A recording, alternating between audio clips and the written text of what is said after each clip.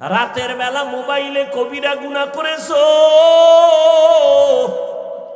কানের মধ্যে গানের তার লাগায় রাতের বেলা ঘুমাও।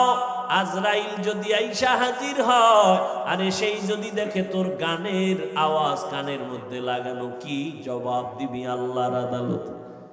আল্লাহ মাফ করিয়া দাও। ও আল্লাহ, জীবনে গুনাহ করে করে জীবনটারে নষ্ট করে ফেলেছি।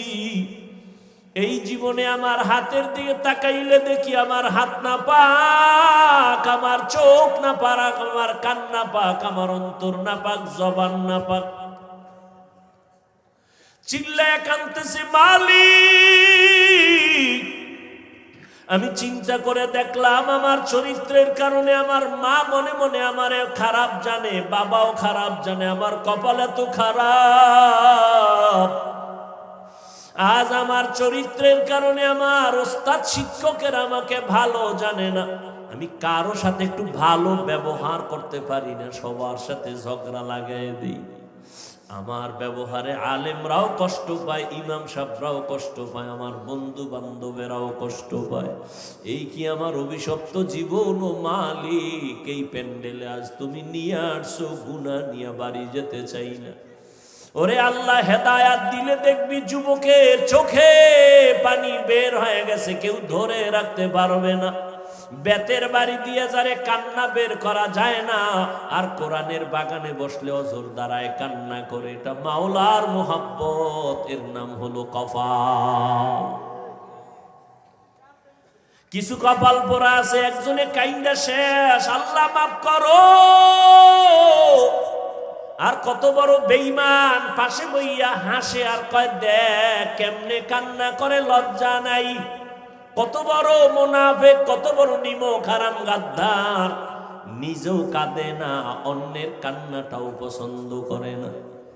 অথচ আল্লাহ পাক বলেন ফালিয়াজহাকু কলিলা ওয়ালিয়াবকু কাসীরা, কম হাসো, বেশি বেশি কান্না করো।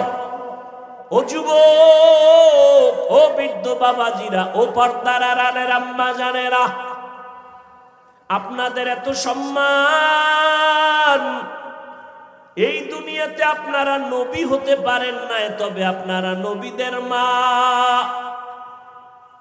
সাহাবায়ে কেরামদের মায়ের মতো মা, আলেমদের মায়ের মতো মা।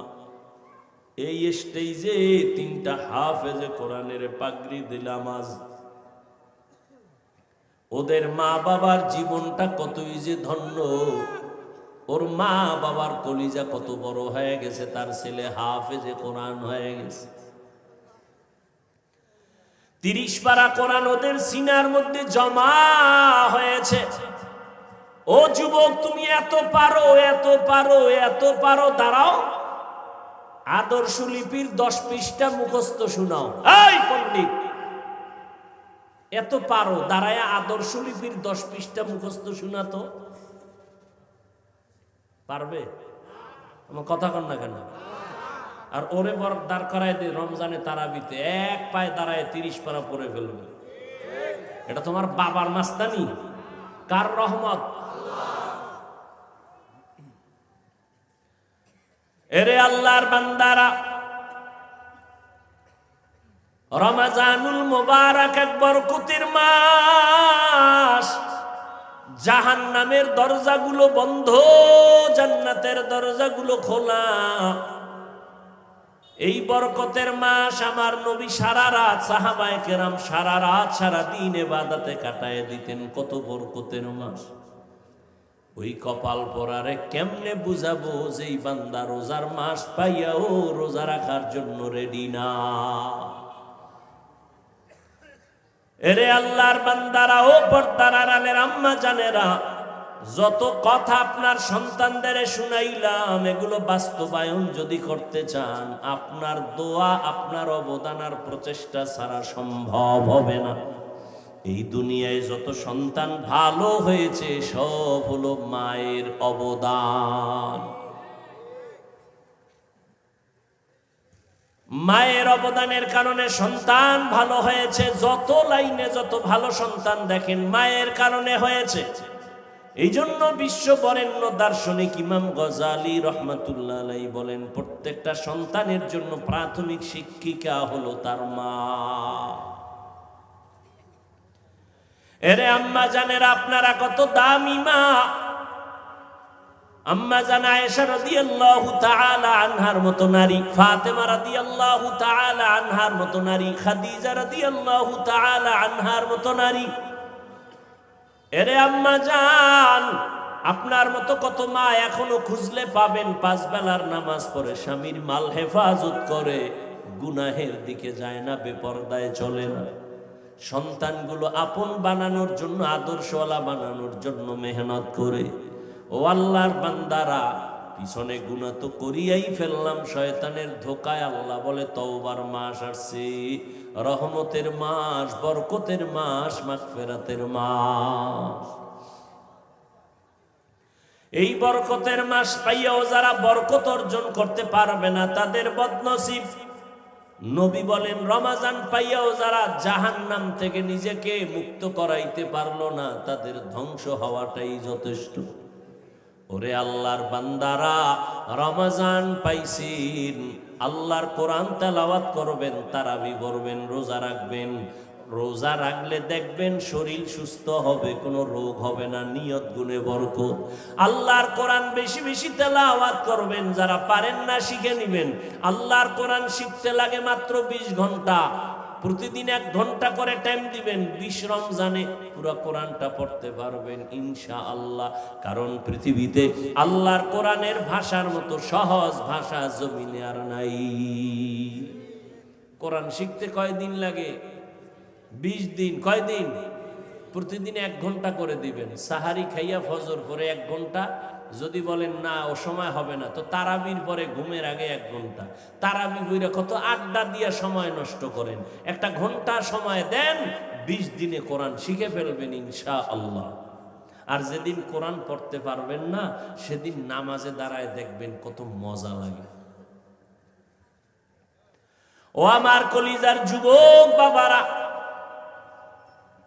তোমার চরিত্র দিয়ে আলোকিত করবা গোটা দুনিয়া, তোমার আদর্শ দিয়া জমিনটা আদর্শবান হবে, কলঙ্ক মুক্ত হবে জমিন। তোমার আদর্শের কারণে সমাজের অন্ধকার দূর হয়ে যাবে। সেই আদর্শ তুমি অর্জন করো। 2টা পুঁজি তোমার লাগবে, যেই 2 পুঁজি না হলে তুমি ডাক্তার হবা সম্মান পাবা না, ইঞ্জিনিয়ার হবা সম্মান পাবা না। ওই 2 পুঁজি আমি হাফিজুর রহমানের মধ্যেও যদি না থাকে আমি মাওলানা হতে পারবো, সম্মানের জায়গায় বসতে পারবো না। ওই 2 পুঁজির প্রথম পুঁজি হলো শারীরিক সুস্থতা, দ্বিতীয় পুঁজি হলো সুন্দর চরিত্র।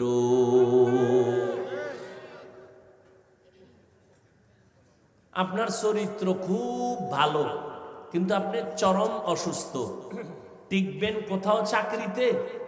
কথা বলেন না কেন? টিকবেন কোন শিক্ষা প্রতিষ্ঠানে? কোথাও আপনার সম্মান পাবেন না। সুস্থতা, অসুস্থ হইয়া যদি ঘরের বিছানায় পড়ে থাকেন তাহলে আপনাকে আপনজনেরাও মনে মনে ঘৃণা করবে, কেউ আপনাকে অন্তর থেকে ভালো জানবে না। ও আল্লাহর বান্দারা, এজন্য 1 নাম্বার শারীরিক সুস্থতা আপনার লাগবেই, দ্বিতীয় লাগবে সুন্দর চরিত্র। এই 2 পুঁজি যদি আপনার না থাকে কোনোদিন সম্মানের জায়গা আপনি খুঁজে পাবেন না। 1 নাম্বার পুঁজির নাম সুস্থতা, দ্বিতীয় পুঁজির নাম হলো সুন্দর চরিত্র। চরিত্র ভালো আছে, অসুস্থ কোনো কাজে আসবে না। আবার আপনি সুস্থ, পুরাটাই সুস্থ, কিন্তু চরিত্র ভালো না, কেউ আপনাকে সম্মান দিবে না। আর এই সুস্থতা আর চরিত্র দুটোটাই ধ্বংস করলো মোবাইল। প্রতিবন্ধী বুঝেন? প্রতিবন্ধী, এই মোবাইলওয়ালারা প্রতিবন্ধী। মায়ের হক আদায় না করলেও মোবাইলের হক আদায় করবে, এই নিয়ত আছে না অনেকের?